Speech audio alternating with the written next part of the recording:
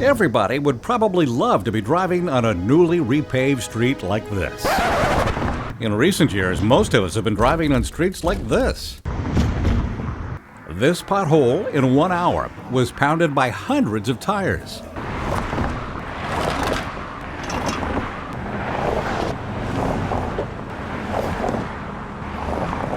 A foot long and an inch deep.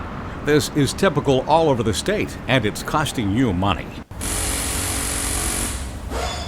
On average, $739 per year on front-end alignments, body damage, shocks, tires, and other repairs. And it's not just Santa Rosa, it is other communities around us. The City of Santa Rosa has a $1.1 billion, 507-mile street system. It needs $18 million a year just to maintain its streets. On average, it only has $5 million a year.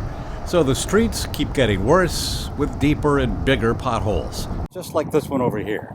Pacific Avenue in Santa Rosa has needed to be redone for 20 years. The city hasn't had the money. I've actually seen some people pop tires when there used to be one that was very large and someone actually pop a tire on it. To meet the crisis, in 2018, the state restored funding to fix these streets. It will take several years, but Santa Rosa's street budget, with those restored monies, is $9 million this year.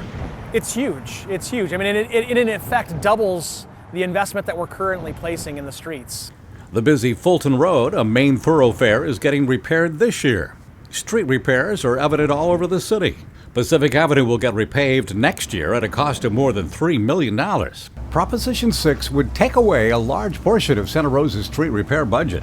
That without that additional bump, without that SB1 component, it's going to be very difficult for us to ever be able to achieve a goal of keeping our arterials and collectors in good condition, let alone looking at residential streets.